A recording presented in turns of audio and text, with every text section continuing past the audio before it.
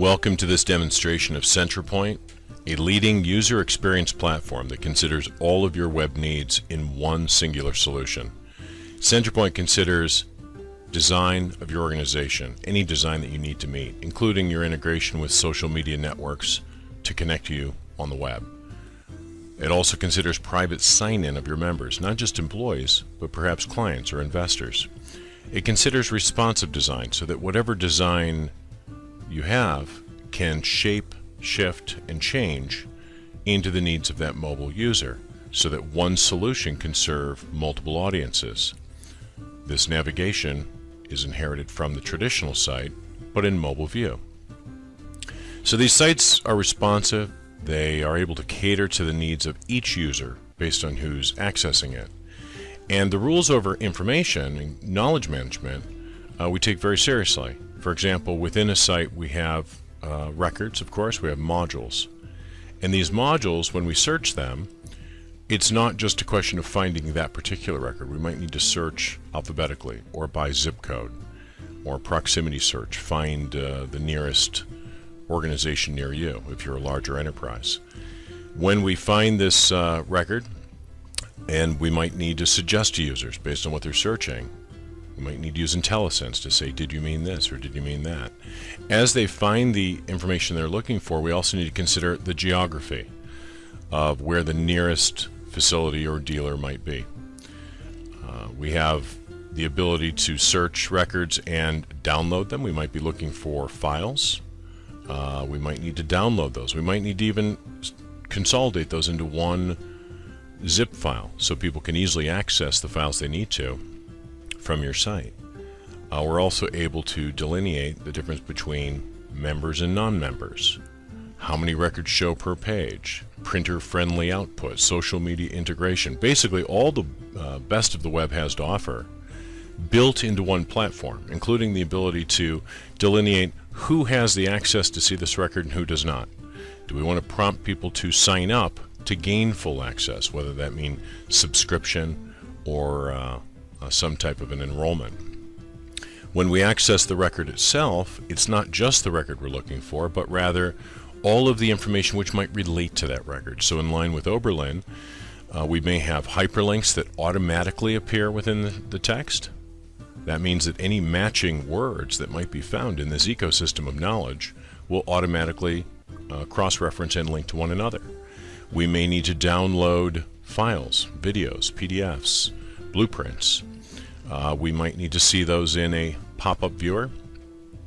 We may need to see related news, related parts. So if you think about the relationship of content, how it comes together, Centralpoint provides harmony to how all of these events and news and blueprints all relate to one another. And we can now search, of course, by topic or by record and see all related or ancillary information that we might also need to get to. In addition to finding all of the related information, we might need to support commentary or dialogue for those members that have the privileges to do so.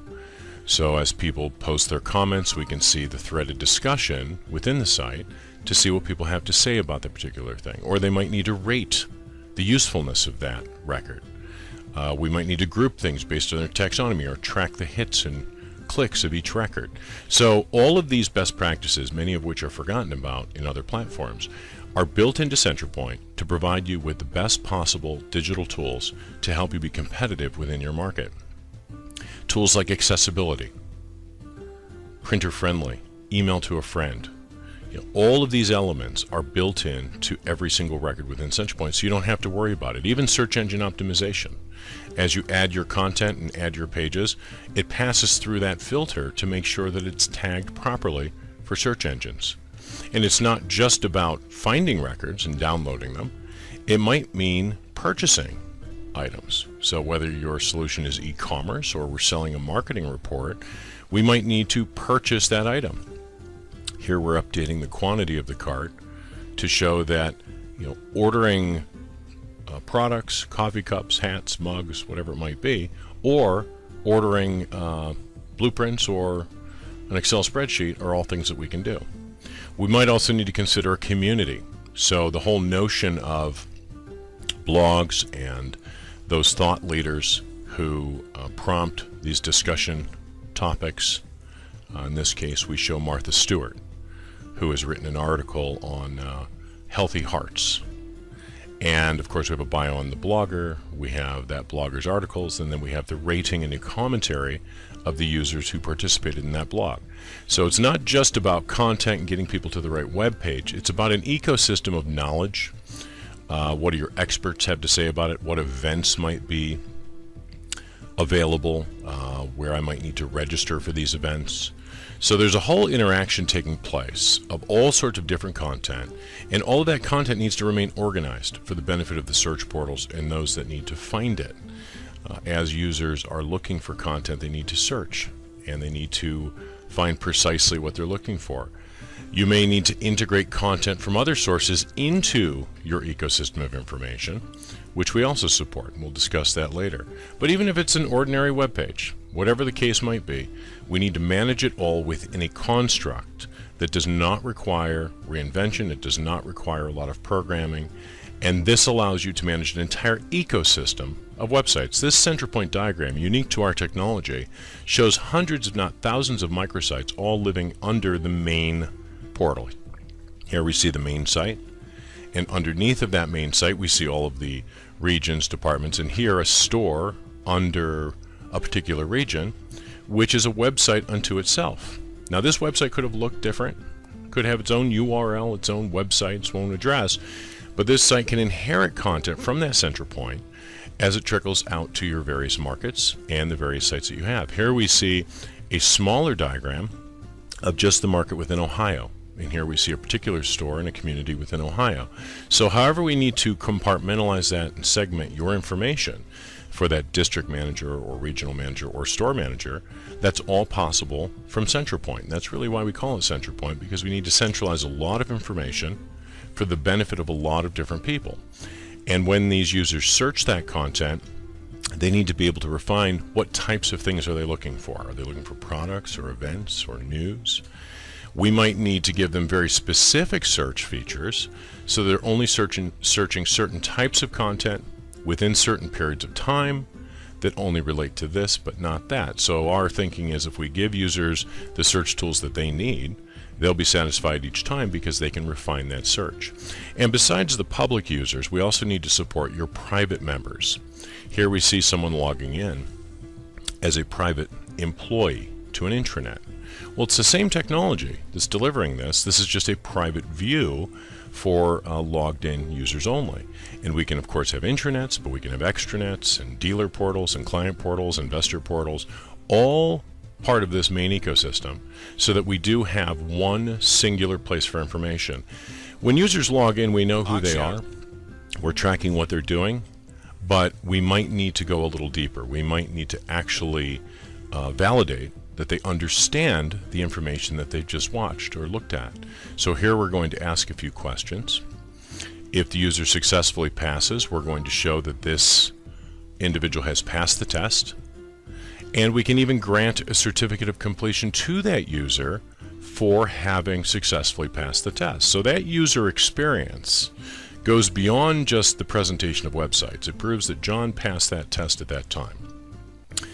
And there's a lot of ways to interact with users. For example, we might need them to submit forms periodically, and those forms pool back to that central place where you need to get all the necessary reporting.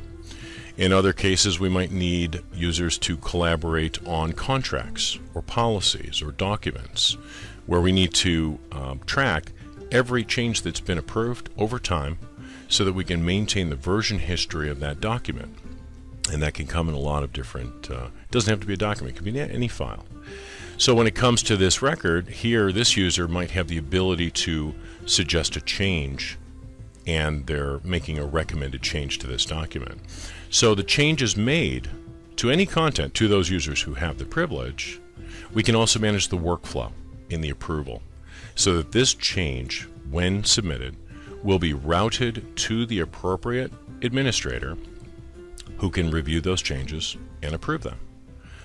Thank you, this change has been sent, and the reviewer has also received an email. Here's the email we saw earlier from the test that was taken, just to prove that anything that happens on Centralpoint can notify others. Here we see the change that was made, and here's exactly the content that was added. Here's the content that was removed. And the approver has the ability right from their email. Now, of course, we can deliver this securely. This is shown non-secure. That administrator has just approved it. Now we see the change has been reflected on the document. Of course, the output or PDF would also be updated dynamically. And we see that just a moment ago, John made a change. It was approved by his supervisor. And here's precisely what was changed and when it was approved. So when it comes to compliance and the flow of information, we say that content is a living, breathing organism, always changing. User experience takes on many forms that users don't think about. Of course, surveys. What do people think about this? How would they like to vote on that? So there's a lot of feedback that we want from the users so that we can monitor what their interests are and where is the current level of interest today. That way we can respond to our users in a better way. Other methods of user experience might involve tracking of data from the field. Now, this could be anything from sales data to someone's travel expenses. Here we see someone tracking their health goals. In this case, this individual is on a diet and they want to track their daily caloric intake to monitor how well they're doing. Maybe they want to post notes or rate themselves. But basically what we're showing is that we're able to now not just collect that data, but then visualize what that change means. How well are we doing for this period, or how well are we doing for that period? And of course, by collecting this information, we have historical data for each user based on what has been done.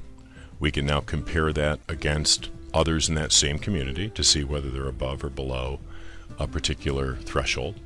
And we can monitor that progress. And that's really what user experience is all about. We're going to log out right now and showcase a few things. This is the back end of the Centralpoint technology.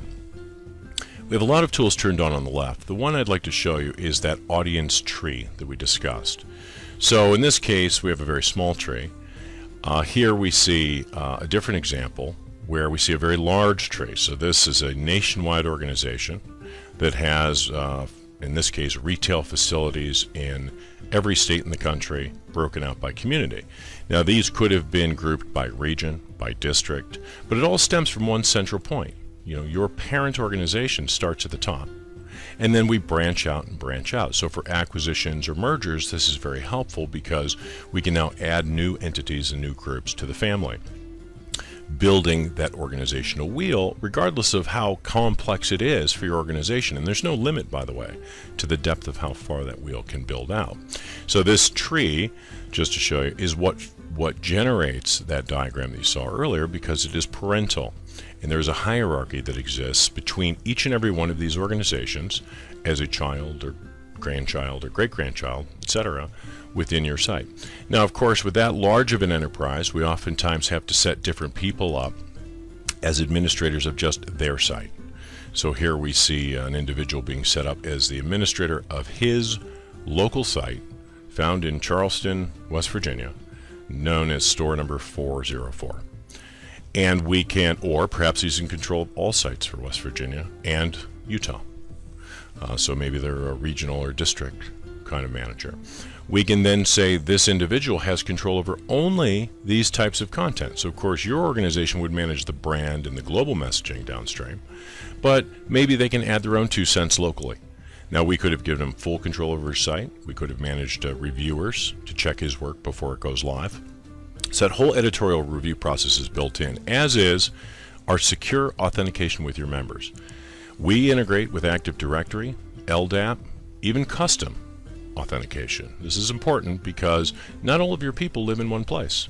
You have clients in the CRM, you have employees in the Active Directory or LDAP, so we need to be able to authenticate against multiple sources, being that central hub, so that as they log in, we can welcome them, we can return them to the appropriate site, we can even grant them the appropriate role, as I'm creating here for store manager. So we understand that your audiences and your roles will grow over time. The key is we want you to manage your content relative to those groups. So this event, for an example, which has a particular start date and end date to determine when it appears and when it goes away. Of course, we have the description of the event and photographs and videos, any type of media that we would like to apply for the event to make it more interesting.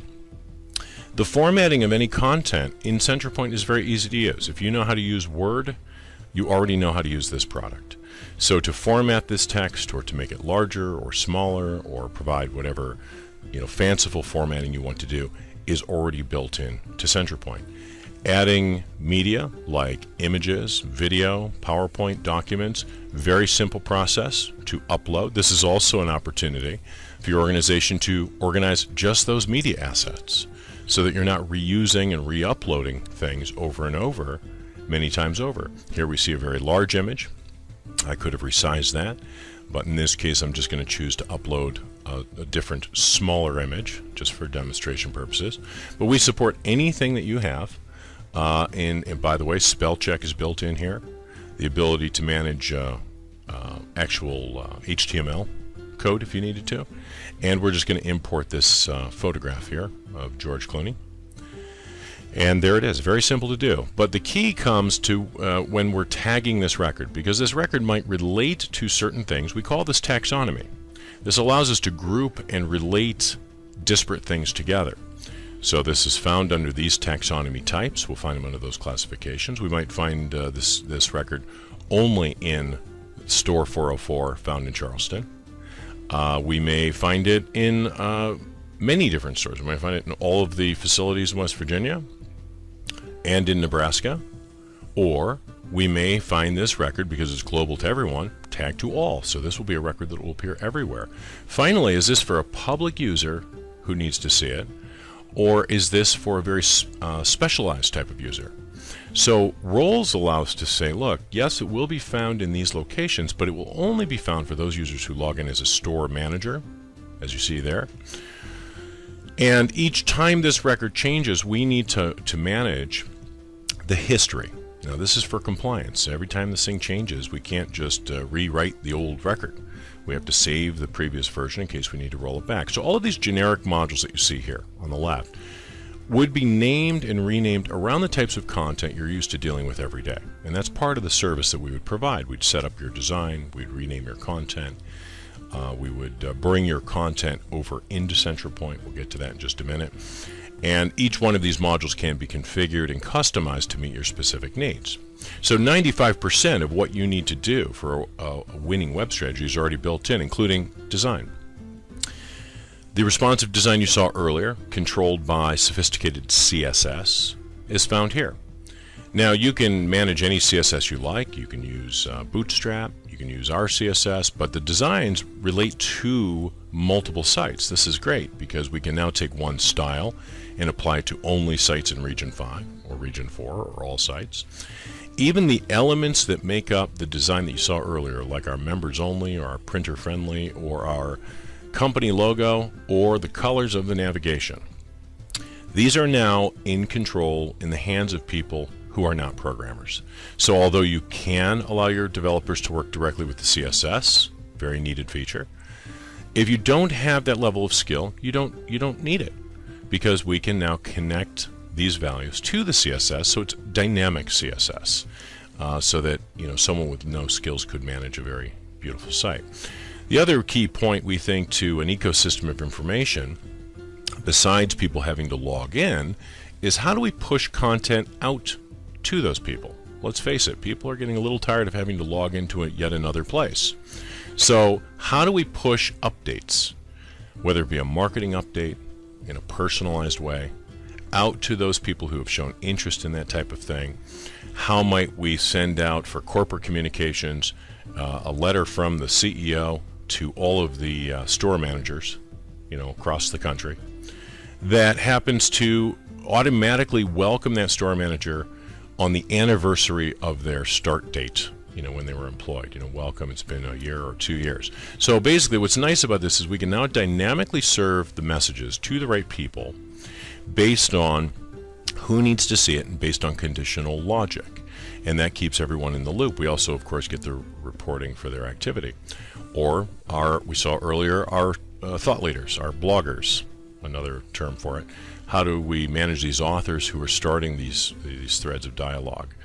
Or how might we manage these glossaries? You know, earlier I mentioned how these links automatically cross-reference one another.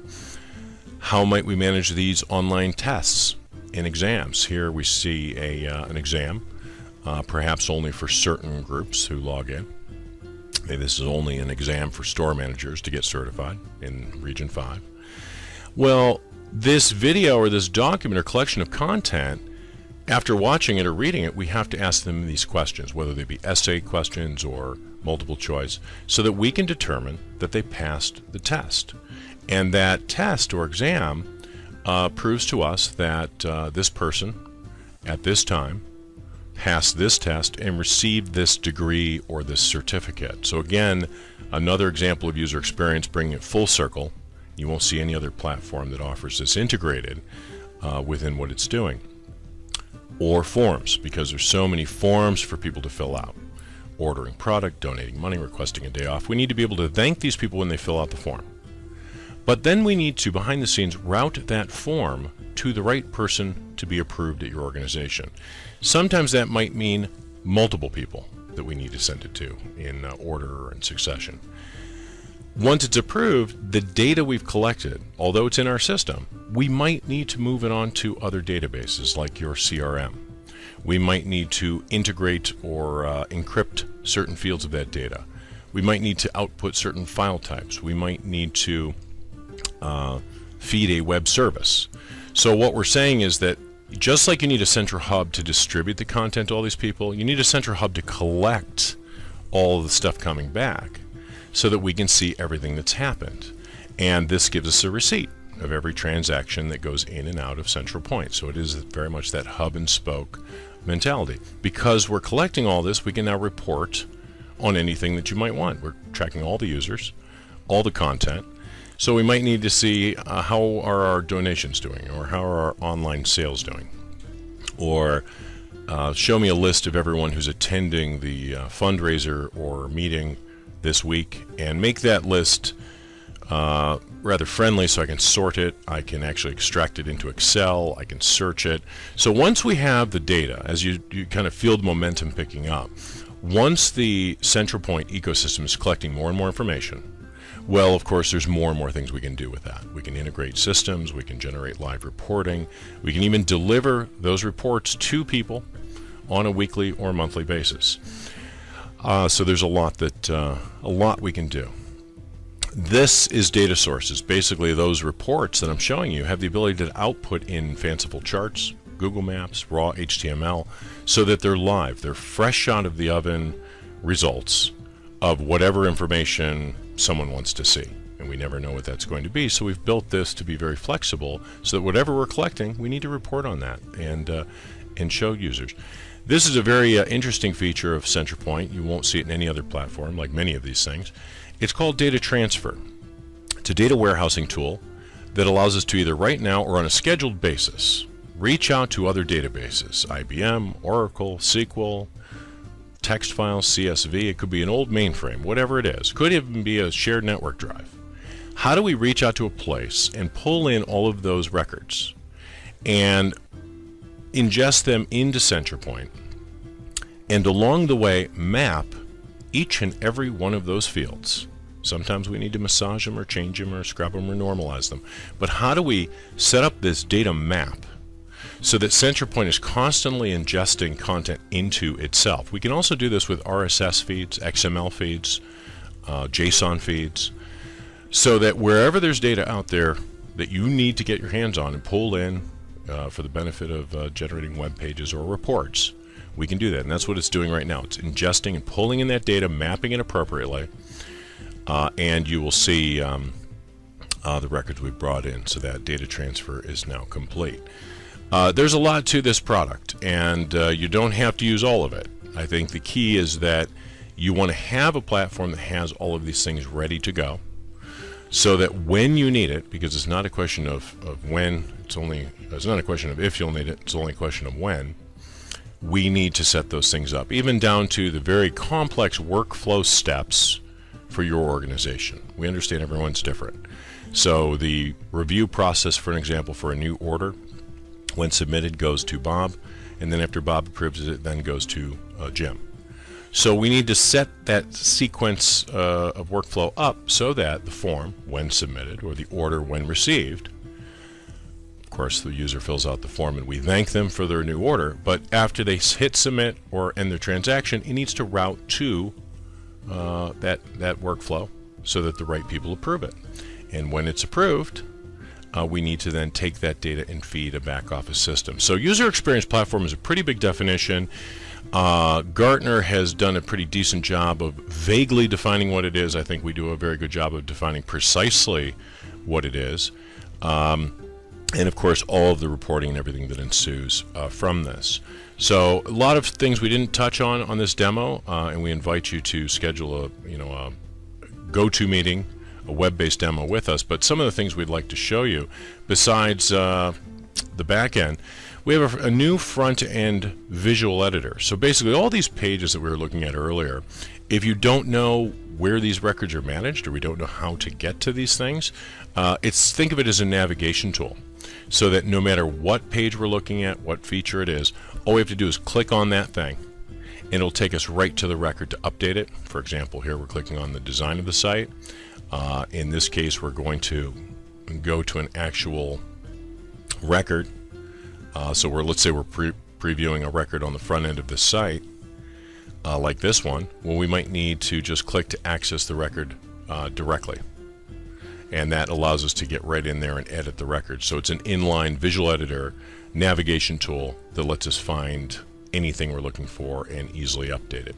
Some other neat things that we're doing within Centralpoint, we'll just close out this editor just so we have more room to see, is document management. Now, not just traditional document management, we're managing the versions of documents, but rather where we are dynamically rendering documents.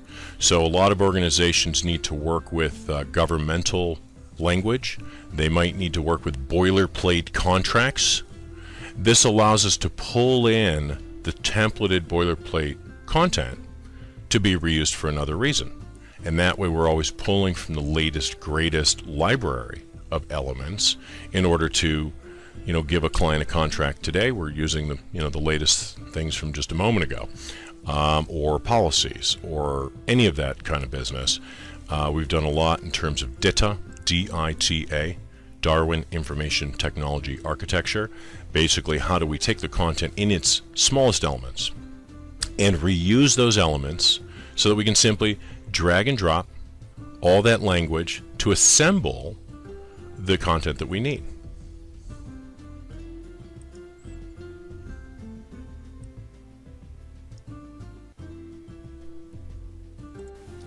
What we are looking here is the document, the form that was filled out, passed through a template or a filter which created that new document. And that new document is now a piece of content.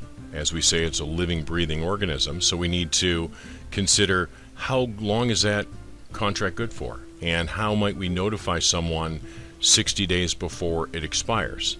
And that, to us, is really our definition of user experience, which is intelligent content that's serving those people based on those conditions, whatever it might be, from administrator's perspective or consumer's perspective. We invite you to contact us for a more in-depth demo as to what Centralpoint can do for your organization by contacting Oxcyon.com, O-X-C-Y-O-N. Thank you very much for your time.